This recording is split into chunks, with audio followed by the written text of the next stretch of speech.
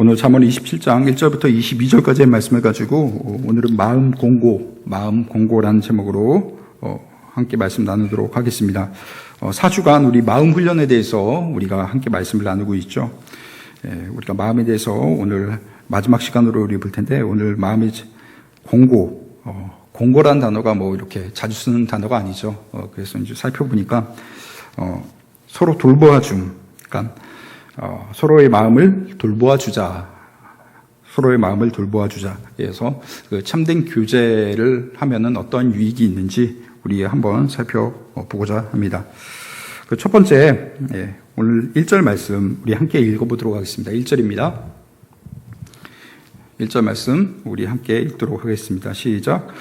너는 내일 일을 자랑하지 말라. 하루 동안에 무슨 일이 일어났는지 내가 알 수 없음이니라. 아멘. 1절 말씀에 보니까 자랑하지 말아라. 서로가 서로를 이렇게 마음으로 품음에 있어서 너희들이 정말로 잊지 말아야 될 것이 있는데, 그 첫 번째는 자랑하지 말아라. 요즘 우리가 자기 PR의 시대에 살고 있죠. 우리가 내 자신을 좀 뽐내야지 살아남을 수 있는 그런 시대 가운데 있습니다.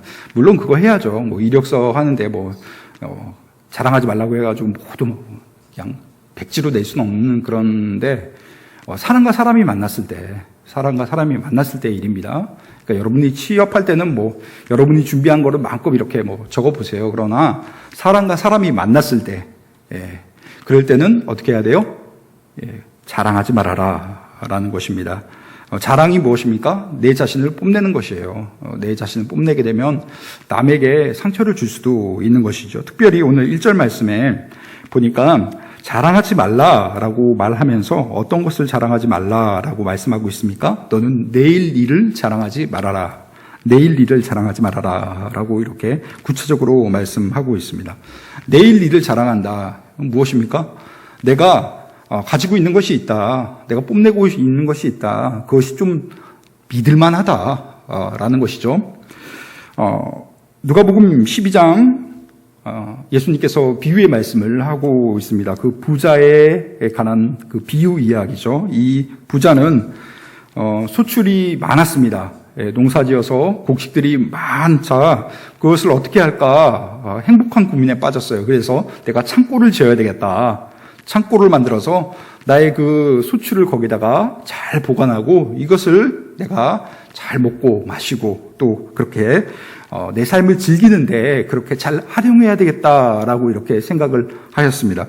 그런데 그렇게 곡간조차 다 완성한 다음에 이런 말씀이 있죠. 또 내가 내 영혼에게 이르되 여러 해 쓸 것을 많이 쌓아두었으니 이제 평안히 쉬고 마시자라고 하실 때, 하나님께서 이 어리석은 부자에게 찾아와서 오늘 밤 내 영혼을 도로 찾아가리니 그러면 내 준비한 것이 이제 누구의 것이 되겠느냐라고 이렇게 비유의 말씀을 하고 있습니다.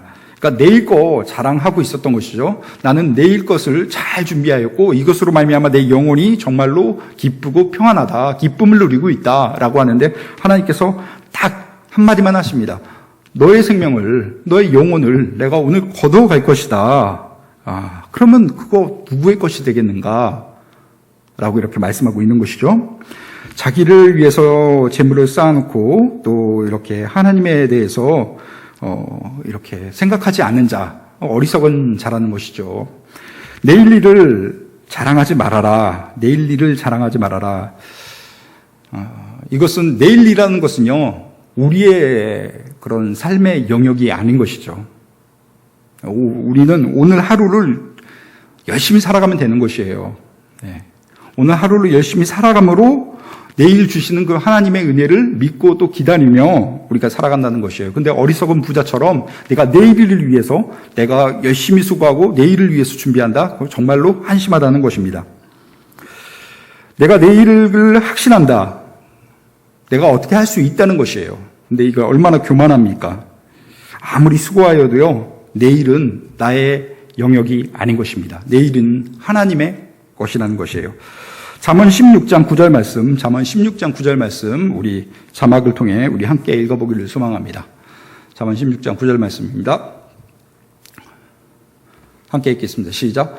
사람이 마음으로 자기의 길을 계획할지라도 그의 걸음을 인도하시는 이는 여호와시니라. 아멘. 그렇습니다. 우리가 아무리 열심을 품고 우리의 삶을 채워나간다 할지라도, 그것을 채워나가면서 내일을 준비한다 할지라도 내일의 것은요, 내일의 영역은 하나님의 것이라는 것입니다. 그러니까 오늘 우리가 하루를 잘 살아가는 것, 우리가 오늘 하루를 어떻게 살아가는가, 그것이 우리에게 있어서 가장 중요한 인생의 문제라는 것입니다.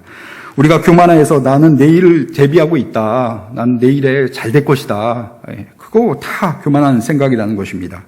오늘 하루를 잘 사는 것, 그래서 우리가 하나님 앞에서 오늘 하루 어떤 모습으로 서 있는가, 그것이 정말로 중요하다는 것이에요. 오늘 말씀 1절, 너는 내일 일을 자랑하지 말아라 라고 27장 1절 말씀 기록하고 있는데요. 성경을 앞으로 넘겨볼까요? 우리가 27장을 보고 있는데요. 25장을 한번 보도록 하겠습니다. 우리 성경을 앞장으로 한번 넘겨보세요. 25장에 보면 1절에 이렇게 기록하고 있습니다. 이것도 솔로몬의 잠언이요 유다왕 히스기야 신하들이 편집한 것이니라. 아멘. 25장부터 25장, 26장, 우리가 함께 보고 있는 27장, 그리고 28장, 29장 모두 솔로몬의 잠언이에요. 이 솔로몬의 잠언인데, 이 솔로몬의 잠언의 특징이 있다면 25장부터 29장은요. 히스기야 왕의 신하들이 솔로몬의 잠언을 가지고 편집을 했다는 것입니다. 생각해 봅시다. 이런 일이 있으려면 어떠한 모습이 있을까요? 히스기야가 자기 신하들에게 명령을 했을 것이에요. 우리 선조 왕이신 그 솔로몬의 왕, 그 지혜의 왕이셨는데 그의 그 놀라운 그런 잠언들이 있다. 너희들이 이것을 좀 편집을 하여라. 쉽게 말하면은 우리가 살아감에 있어서 어떠한 일이 있을 때 그 솔로몬의 잠언으로 매뉴얼을 만들어라 라고 말씀하고 있는 것이에요. 그랬을 때 이런 상황이 있을 때 솔로몬 왕의 잠언은 이것을 이렇게 말하고 있습니다 라고 지금 그것을 편집해서 만들어 놓은 것이 우리가 함께 보고 있는 이 잠언 25장부터 29장까지의 그런 내용이라는 것이에요. 삶에 어려움이 왔을 때, 삶에 어려운 문제가 왔을 때 이런 방법으로 해결하시면 됩니다 라고 이렇게 말하고 있는 것이죠. 다시 본문으로 돌아오도록 하겠습니다. 그 매뉴얼 가운데 오늘 27장의 그 메시지 가운데 내일 일을 자랑하지 마십시오. 라고 이렇게 말하고 있는 것이에요. 이것을 히스기야가 명령했고 또 히스기야가 이것을 신하를 통하여서 이 편집된 것을 가장 먼저 본 사람은 누구겠습니까? 히스기야였을 것이에요. 다른 사람은 다 안 보더라도 히스기야는 이 신하들의 그 편집된 그 잠언을 보았다는 것입니다. 근데 그 히스기야의 삶을 보면 어떠한 일이 있습니까? 우리가 히스기야에 대해서 잘 알고 있죠. 그는 남유다의 왕이었어요. 북이스라엘이 멸망할 때, 아수르가 쳐들어왔을 때 아수르로 말미암아 북이스라엘이 정리가 되고 역사상 사라지게 되고 그 군사가 남쪽으로 내려와가지고 남유다에 진치고 있을 때 히스기야가 어떻게 합니까? 그 어려움을 깨닫고 하나님께 기도합니다. 하나님께 기도하였을 때 하나님께서 어떻게 하십니까? 주의 천사들을 보내셔서 무려 18만 5천 명의 군사를 싹 쓸어버립니다. 하나님께서 어떻게 말씀하셨냐면은 나의 열심으로 너희를 이렇게 지켜주겠다라고 이렇게 나의 열심으로 이 일을 이룰 것이다 라면서 남유다를 내가 지켜줄 것이다 말씀하시면서 천사를 보내셔서 뭐 1,000명도 아니고 10,000명도 아니고 18만 5천 명이에요. 그 18만 5천 명의 대군을 천사를 통해서 싹 쓸어버리십니다. 그러니까 유다가 멸망하게 생겼는데 기도함으로 말미암아 자기가 죽음에서 벗어나고 또 그 유다가 하나님의 은혜를 입는 기도로 말미암아 은혜를 입는 그런 놀라운 모습이 있었습니다. 참 히스기야의 정말 대단한 점이죠. 그가 기도의 사람이었다는 것입니다. 그가 기도해서 이런 은혜를 얻었어요. 우리는 문제가 있을 때 우리가 기도해야 된다는 거 알고 있죠. 그런데 알고만 있는데 기도 안 해요. 근데 히스기야는 어떻게 했어요? 그 어려운 절박한 상황이 왔을 때 그가 왕으로서 다른 것을 의지하고 뭐 주변의 나라의 그런 힘을 의지하고 뭐 자기의 그런 능력을 의지하고 또 백성들의 힘을 모아서 으쌰으쌰 하는 게 아니라 그가 기도하였다는 것이에요. 기도하였을 때 나라가 하나님의 보호하심을 맛보았다 라고 성경은 이렇게 말하고 있죠. 그런데 또 여기서 그치는 것이 아니죠. 히스기야가 병에 걸렸을 때 어떠한 일이 있습니까? 당신 병 들었다. 이제 죽게 되었다. 라고 하니까 히스기야가 선택한 방법이 무엇입니까? 그건 또 기도하였어요. 하나님 바라보면서 기도하고자 아무것을 바라보지 않게 하기 위해서 벽 보면서 기도하였다는 것이죠. 벽을 보면 뭐 보입니까? 아무것도 안 보이잖아요. 그러나 벽을 봤을 때는 다른 것도 볼 수 없다는 것이에요. 벽을 보고 눈을 감았을 때 내가 하나님께 집중하겠다는 것이죠. 내가 기도로서 내가 정말로 승부 내겠다. 내가 하나님의 은혜 아니면 내가 살 수 없다. 악착같이 기도했다는 것이에요. 그래서 어떻게 됩니까? 15년 동안의 삶은 연장받는 그런 특별한 은혜를 히스기야는 기도로 경험을 했다는 것입니다. 아주 잘 나갔죠. 18만 5천 명의 군사도 한번 싹 쓸어버리고 하나님의 은혜로 자기가 죽게 되었는데 15년의 삶을 딱 연장을 받고 이렇게 잘 나가다 보니까 그가 좀 우쭐우쭐했던 것 같아요. 이제 아수르가 이제 멸망하고 저기 이제 바벨론이라는 그런 나라가 조금 뭐 이상한 나라가 있는데 바벨론의 신하가 와가지고 히스기야 왕이시여 막 우쭈쭈 하니까 거기에 우쭐해가지고 어떻게 합니까? 다 보여주잖아요. 다 오픈해버리잖아요. 예? 자기의 그 곳간도 오픈하고 막 군사적인 그런 기밀조차도 다 보여주잖아요. 예. 열왕기상 20장 15절부터 19절에 이런 말씀이 쭉 기록되어 있어요. 이사야가 이르되 그들이 왕에서 무엇을 보았나이까 하니 히스기야가 대답하되 내 궁에 있는 것을 그들이 다 보았나니 나의 창고에서부터 하나도 보지 아니한 것이 없나이다 하더라. 예, 다 보여줬다는 것이에요. 다 보여준다는 거 무엇이에요? 야, 너네 바벨론 너는 내 상대가 안 돼. 지금 객관적으로 딱 봤을 때 우리 유다랑 너네 바벨론이랑 붙어가지고 누가 이길 것 같아? 우리가 충분히 이겨. 그러니까 다 까고 보여주는 거야. 우리 창고에 이만큼 있어. 우리 무기 이만큼 있어. 너네가 우리와 할 수 있어? 근데 우리 성경을 봐서 알고 있죠. 유다가 어디에 망합니까? 바벨론에 망했잖아요. 예. 지금도 국제 정세를 보면 어떻습니까? 미국이 제일 잘 나가요. 예. 근데 미국이 뭐 다 보여주는 것 같습니까? 뭐 비행기 한 대만 봐도 그렇잖아요. F-22 전투기 뭐 제일 좋죠. 다른 나라에는 안 팔도록 미국 의회에서 딱 게릴라하고 그냥 생산 중단을 딱 해야잖아요. 왜요? 그것이 우리의 무기이고 그것이 우리의 자랑이지만 남에게 그것을 다 오픈할 수는 없다는 것이에요. 그러니까 미국이 그렇게 앞서가는 거라 저는 생각을 합니다. 그런데 지금 히스기야 왕은 모든 걸 다 오픈했어요. 다 교만해서 잘 나가니까. 그러자 이사야가 어떻게 말했습니까? 왕이시여 잘했습니다. 그 바벨론 그따위 거 문제도 되지 않죠. 라고 왕을 칭송했던 것이 아니라 그 반대의 메시지가 선포됩니다. 어떤 메시지가 선포됩니까? 여호와의 말씀을 들으소서라고 하나님의 그 음성을 선포해요. 여호와의 말씀이 날이 이르리니 왕의 모든 것과 왕의 주상들이 오늘까지 쌓아두었던 것이 바벨론으로 옮긴 바가 되고 하나도 남김없이 바벨론에게 싹 다 옮겨질 것이다. 당신이 가지고 있던 영광, 당신이 가지고 있던 자랑거리 모두 다 어떻게 된다고요? 이제는 당신 것이 아니다. 유다 것이 아니다. 바벨론 것이 된다라는 것이에요.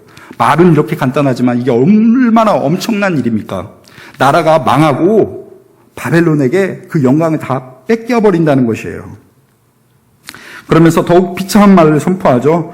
왕의 몸에서 난 아들 중에서 사로잡혀서 바벨론 왕궁의 환관이 된대요. 왕자들이 당신의 아들 왕자들이 앞으로 이제 태어날 것인데 그들이 이스라엘의 왕으로서 남유다의 왕으로서 살아가는 것이 아니라 그들이 이방에 가가지고 비참한 인생을 살 것입니다. 환관이 될 것입니다. 그러자 히스기야가 무슨 말을 한 줄 아십니까? 이사야에게 당신이 선포하는 말이 여호와의 말씀이기 때문에 하나님의 말씀이기 때문에 내가 그 말을 인정한다. 신실하시다. 그런데 내가 사는 날엔 태평과 진실이 있을 것이다. 그러니까 하나님은 선하시다. 그러니까 자기만 잘 먹고 잘 살면 된다는 것이에요. 내 아들은 뭐 어떻게 돼도 상관없다는 거예요. 내 손주가 어떻게 되건 나의 후대가 어떻게 되든 상관이 없다는 것이에요. 내가 잘 먹고 잘 살면은 끝이라는 것이에요. 얼마나 교만합니까? 그러니까 이 교만 때문에 자랑을 하게 된 것이고 자랑함으로 말미암아 어떻게 됩니까? 철저하게 다 심판당하고 무너지고 없어지는 그런 모습을 보게 된다는 것입니다. 오늘 27장에 내일 일을 자랑하지 마십시오. 내일 일을 자랑하지 마십시오. 히스기야에는 그 솔로몬의 잠언, 그 매뉴얼이 있었다는 것이에요. 자기가 노력해서 신하들을 통해서 얻었던 그 매뉴얼이 있었다는 것이에요. 그런데 이 매뉴얼대로 하지 않았어요. 이 하나님의 말씀대로 하지 않았다는 것이에요.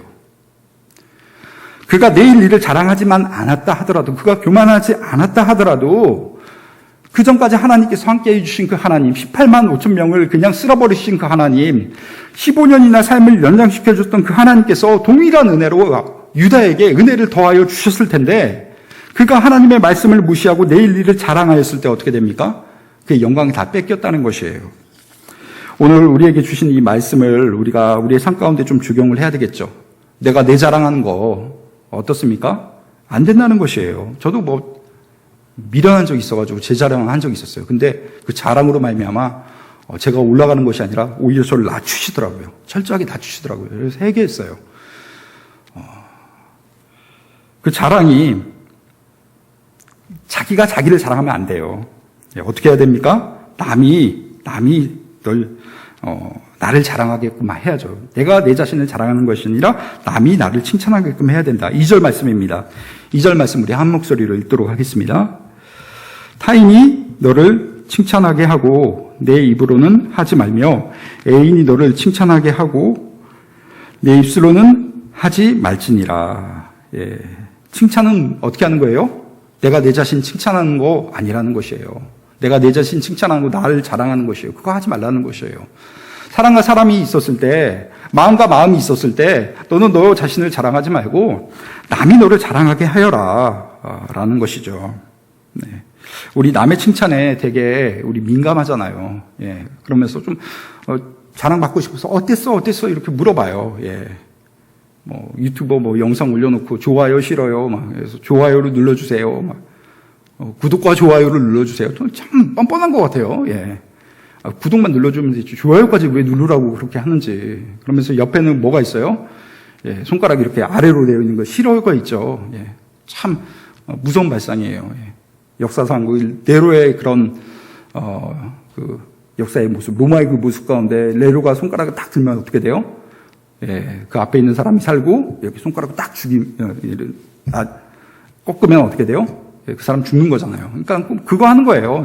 사람을 살리고 죽이는 거예요. 예, 그러니까 우리는 좋아요를 눌러주세요. 막 그렇게 애타게 막 말하는데 살면서 우리가 항상 좋아요만 받을 수 있는 그런 것은 아니죠.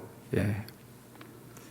나를 칭찬해 주세요. 막 억지로 그렇게 강요하면서 그 칭찬을 갈구하면서 살아갈 수는 없다는 말입니다. 그렇게 열심히 이렇게 사람들에게 부탁을 해도 실상 어떻습니까? 좋아요 옆에는 분명히 싫어요, 분명히 체크하는 그런 사람들이 있어요. 전 진짜로 그 삶의 그 리얼한 모습이라고 생각을 합니다. 우리가 살아가면서 삶에 다른 사람의 인정을 받을 때도 있어요. 하지만 내가 인정받지 못할 때도 있죠. 인정받지 못할 때 어떻게 됩니까? 그 인정받지 못함 때문에 우리의 삶이 무너지면 안 된다는 것입니다. 남을 칭찬하는 말던 우리는 그 칭찬에 연연하지 않고요. 우리는 우리의 길을 가야 된다는 것이에요.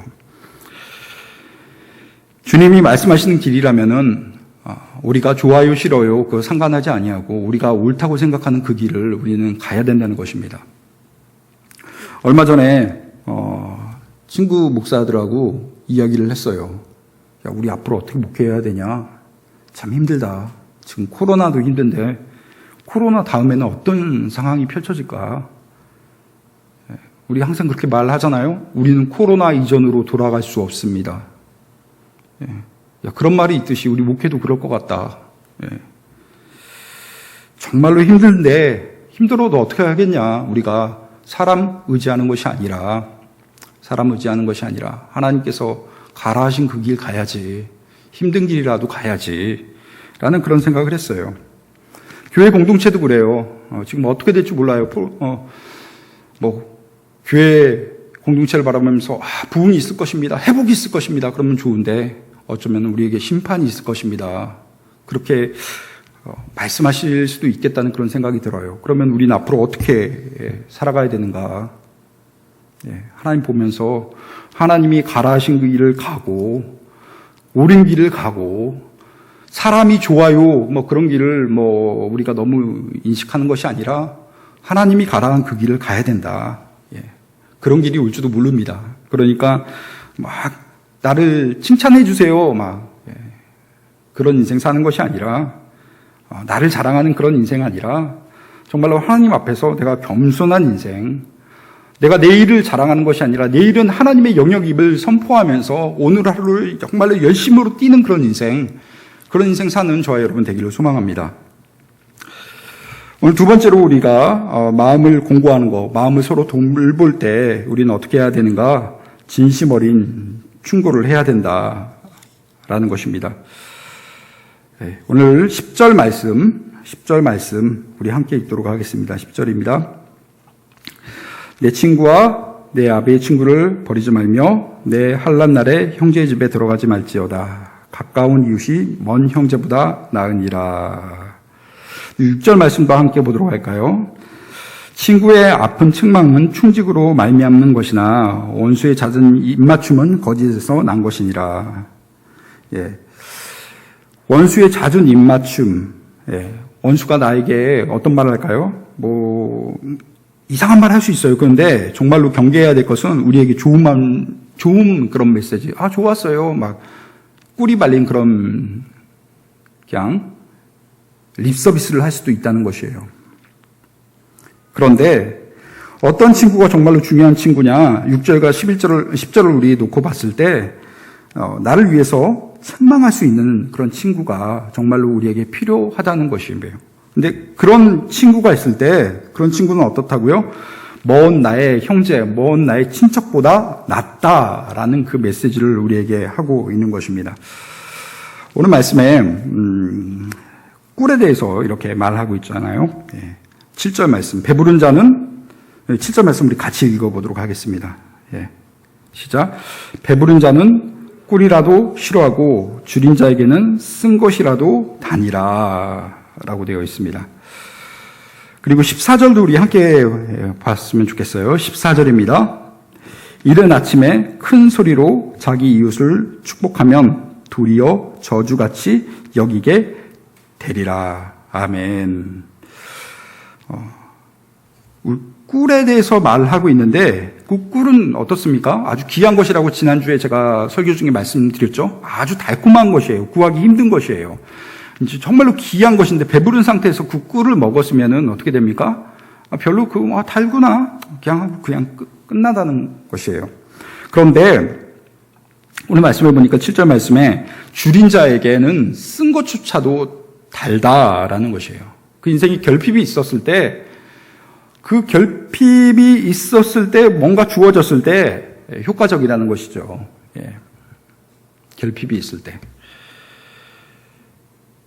삶이 그런 것 같아요. 결핍이 있었을 때 가장 효율적이다. 여러분 삶 가운데 결핍이 있습니까? 여러분 막 기도하면서 하나님 저는 왜 이게 없습니까? 라고 하면서 막 기도하는 그런 것들이 있잖아요. 그런데 나만 그런 것 같은데 주변 다 보면 다 그런 결핍들이 있어요.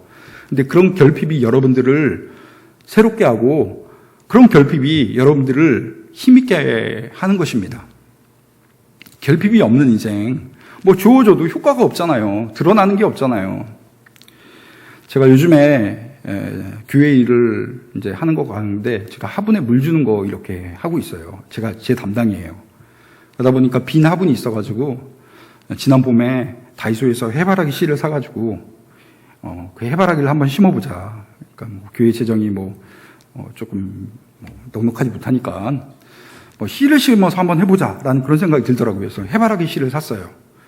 그냥 심으면 되는데 땅에 심으면은 싹이 나고 그러게 되겠죠. 근데 이걸 어떻게 하면 싹을 더 잘 틔울 수 있을까 한번 살펴보니까 그 휴지에다가 물을 이렇게 뿌려놓고 해바라기 씨를 그 위에 이렇게 올려놓으래요. 그리고 그늘에다가 그걸 놔두래요. 그러면은 발화를 한다는 것이에요. 뿌리가 나온다는 것이에요. 그래가지고 그 컵에다가 휴지를 깔고 물을 뿌리고 해바라기 씨를 거기다 부었어요. 근데 두 종류의 씨가 있더라고요. 뿌리를 잘 내리는 그런 해바라기 씨가 있는 반면에 그냥 뿌리가 조금 나와가지고 그냥 별로 그렇게 잘 자라지 않는 그런 해바라기 씨가 있었어요.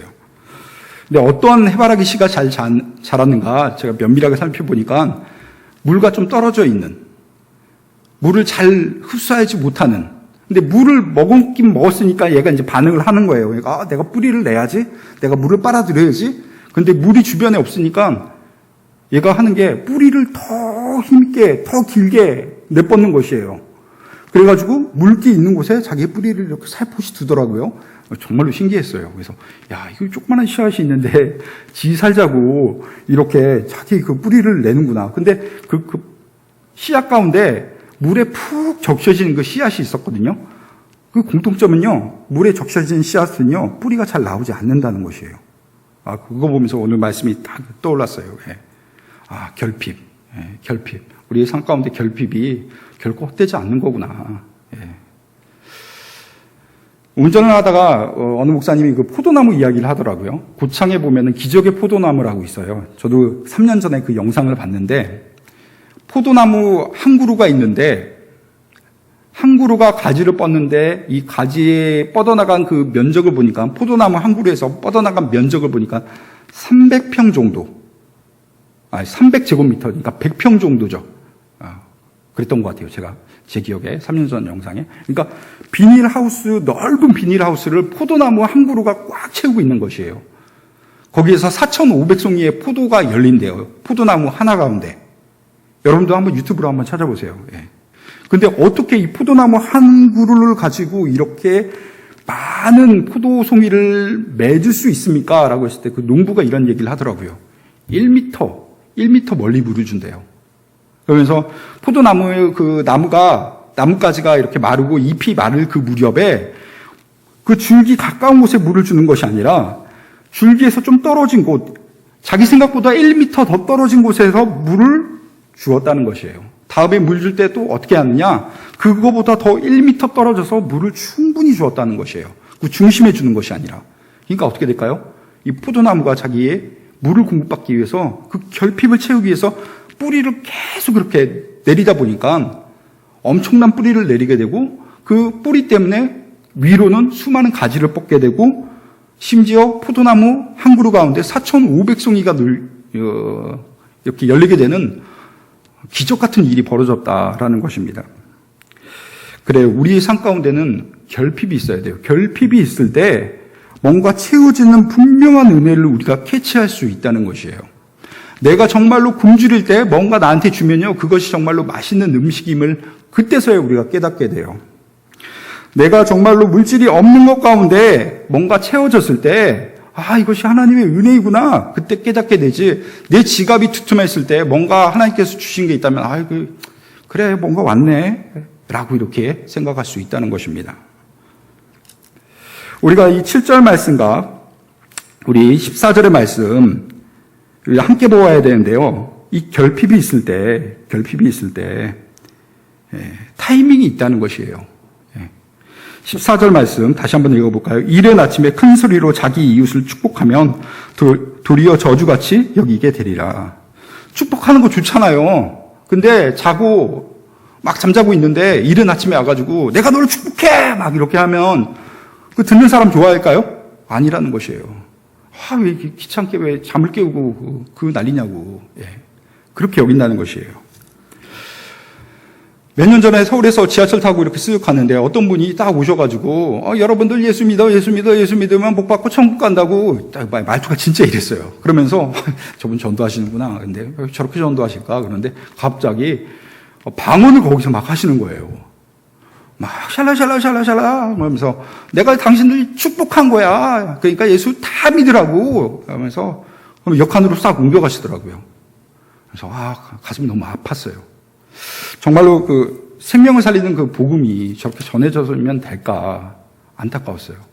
물론 그분은 진짜 정말 진실된 마음으로 하셨겠죠. 근데 방법이 틀렸다는 것이에요. 타이밍이 안 좋았다는 것이에요. 방법이 틀리고 타이밍이 안 좋았다는 것이에요. 모두 다 힘들고 지치고 퇴근길에 그러고 있는데 와가지고 그게 들리겠어요? 그리고 말로 해도 들을까 말까인데 자기만 아는 방언으로, 뭐 하나님도 아시겠죠. 그런 방언으로 그게 말한다는 거 적절치가 않다는 것이에요. 그런데 그런 관점으로 우리가 14절을 이해해야 된다는 것이에요. 이른 아침에 큰 소리로 자기 이웃을 축복하면 그것이 축복이 아니라 저주라는 것이에요. 오늘 우리가 마음을 공고하는 것에 대해서, 그 서로 마음을 돌봐주는 것에 대해서 우리가 함께 말씀 나누고 있잖아요. 그런데 이 마음을 돌봐줌에 있어서 그 돌본다는 것에 대해서 적절한 말, 우리가 충고의 말을 할 수 있죠. 근데 그 충고도 타이밍이 있다는 것이에요. 좋은 말도 타이밍이 있다는 것이에요. 때로는 쓴소리를 우리가 해 주어야 될 때도 있잖아요. 그렇죠? 근데 그것도 타이밍이 있다는 것이에요. 우리가 성경 욥기를 보면은요, 욥의 친구들이 와가지고 욥과 막 이런저런 대화를 해요. 그런데 욥의 친구들이 그 한 말을 쭉 보면요, 틀린 말이 없어요. 틀린 말이 없어요. 그런데 그 시기에 적절한 말은 아니었어요. 욥이 들어야 될 그 말이 아니었다는 것이에요. 이렇듯 우리가 마음을 서로 돌보아줌에 있어서 어떻게 해야 돼요? 결핍의 때를 캐치해야 돼요. 결핍의 때까지는 인내해야 돼요. 인내하면서 기도해야 되는 것이에요. 기도하면서 끝까지 기도하면서 그 사람을 정말 포기하지 않냐고 결핍되었을 때 그 사람에 대해서 그 필요를 채워주는 그런 모습이 정말로 적절하다라고 우리에게 메시지를 던져주고 있는 것이에요. 예전에 그 바닷가에서 이렇게 생명 이렇게 물에 빠진 사람들 건네주는 뭐라고 하죠? 이렇게 조난 구조대 그런 거 있잖아요. 그런 분들 얘기를 들은 적이 있어요. 기다린대요. 물에 빠질 때까지 기다린대요. 살려달라고 막 몸부림치는데 다가가지 않는데요. 왜 그러냐고. 그러니까 힘 다 빠질 때까지 기다린대요. 아니, 저 사람은 절박해서 그럴 텐데 왜 그러냐고. 둘 다 죽는데요. 그 사람도 죽고 그 사람을 살리고자 하는 자기도 죽는데요. 그 사람이 힘이 다 빠졌을 때 가서 돕는데요. 왜 그러냐고 다시 한번 물어봤어요. 자기가 빨리 구하다가 자기도 죽을 뻔한 적이 있었대요. 사람이 진짜 목숨이 왔다 갔다 하면 그 힘이 얼마나 절박합니까? 그러니까 막 바둥거리는데 팔을 툭 치는데 자기의 얼굴 탁 치면서 자기가 순간 정신을 잃었다는 것이에요. 사람이 저렇게 별 볼 일 없는 사람도 죽음의 문 앞에서 이렇게 막 힘쓰는 게 장난이 아니구나. 그 힘을 컨트롤할 수 없으니까 자기는 기다린대요. 그러다가 빠지기 직전에, 죽기 직전에 그 사람을 딱 건져서 헤엄쳐가지고 물 밖으로 나온다라는 그런 얘기를 들었습니다. 한 생명을 위해서 우리가 서로 사랑하고 권면해주고 그런 말도 우리가 분명히 해야 되지만 우리가 기억해야 될 것은요, 타이밍이 있다. 그 타이밍을 기다릴 줄 알아야 된다. 기다리면서 그 사람을 더욱더 사랑하고 그 사람을 바라보면서 인내하면서 그 사랑의 마음을 변치 않으면서 결국 힘들었을 때 도움의 손길을 제공해주고 은혜를 베풀어주는 그때 결핍이 있었을 때 진정으로 그 마음이 전달된다라는 것입니다.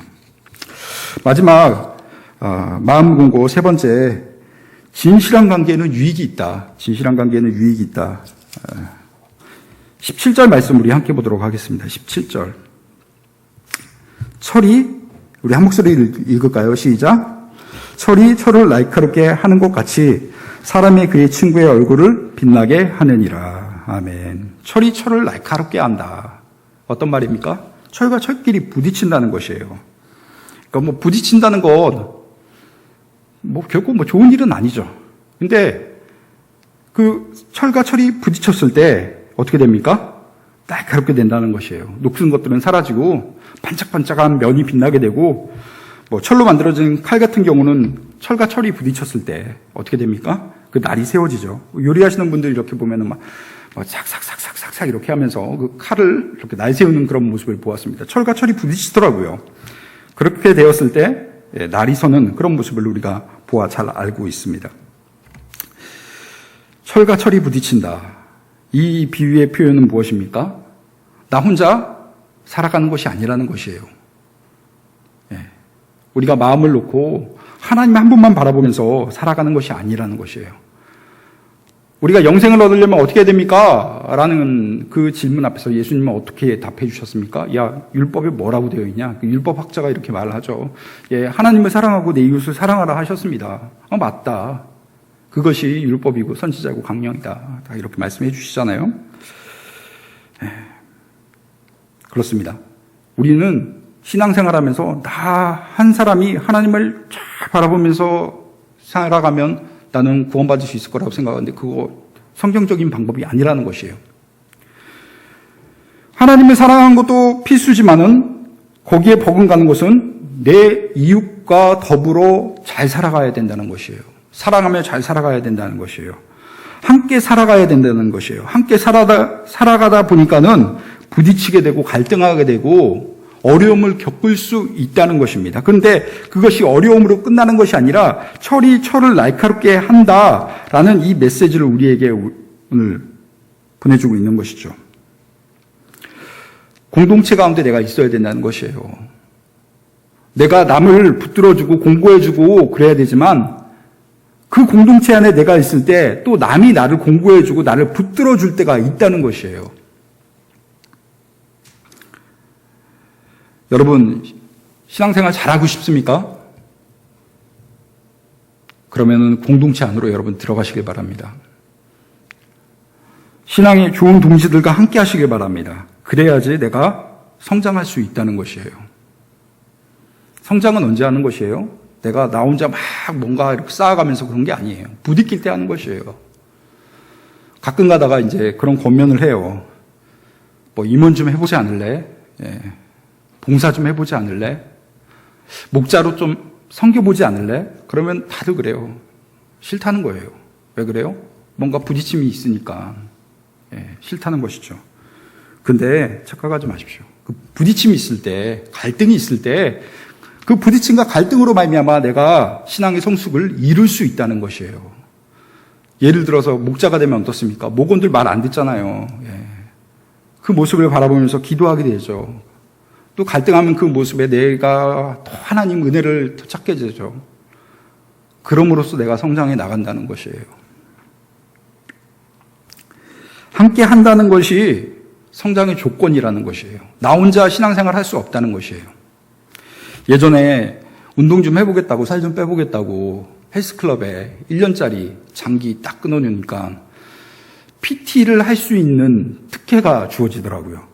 그러니까 근육 이렇게 우퉁부퉁한 아저씨들, 코치 아저씨들이 와가지고 운동을 이렇게 함께 해주는 그 트레이닝을 받을 수 있는 그런 것을 몇 번을 3회를 제공하겠다라고 하더라고요. 그래서 아니 뭐 그냥 혼자 해도 되는데 왜 그러시냐고 그냥 공짜로 해준다니까 그래 받아보겠다고 했어요.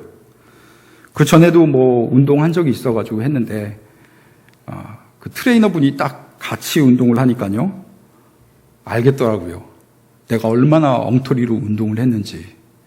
여러분 이렇게 뭐 막 들어 올리고 그런 거 있잖아요. 자세가 정말로 중요합니다. 이렇게 딱 역기 같은 걸 들고 이렇게 잡아당기는 그 운동 있잖아요. 그 운동 이름 뭔지 기억이 안 나는데 제가 그 운동을 했을 때 엉터리로 했더라고요. 갑자기 트레이너가 제 허리를 딱 잡더니 무릎으로 딱 허리를 이렇게 고정시키더니 움직이면 안 됩니다. 딱 그러는 거예요. 그 전까지는 제가 허리를 뒤로 이렇게 제끼면서 그걸 당겼거든요. 그러니까 운동이 제대로 되지 않는 것이에요. 그 트레이너가 제 허리를 딱 잡아주면서 팔의 힘으로 잡아당기십시오. 호흡을 하고 호흡도 어떻게 해야 되는지, 잡아당길 때는 어떻게 해야 되는지 그걸 알려주면서 하더라고요. 이렇게 그러니까 이게 막 힘이 붙고 이 운동이 되는구나. 내가 잘못했구나. 그때 깨달았습니다. 나 혼자 신앙생활 잘할 것 같죠? 이렇게 하면 되죠? 그런 경험이 있죠? 그런데 남이 나를 객관적으로 봤을 때 그것이 틀릴 수도 있다는 것이에요.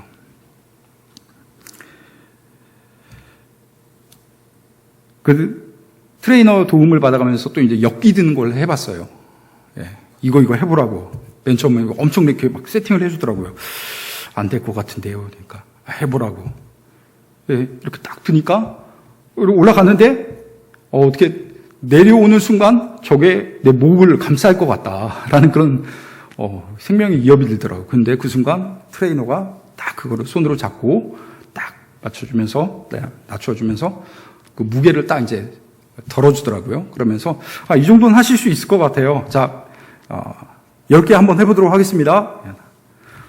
막 하는데 10개를 딱 채웠어요. 근데 트레이너 뭐 잘하는 거 있잖아요. 하나 더, 한 개 더! 막 하면서 한 개 더 했어요. 근데 또 한 개 더 하라는 거예요. 힘들어 죽겠는데.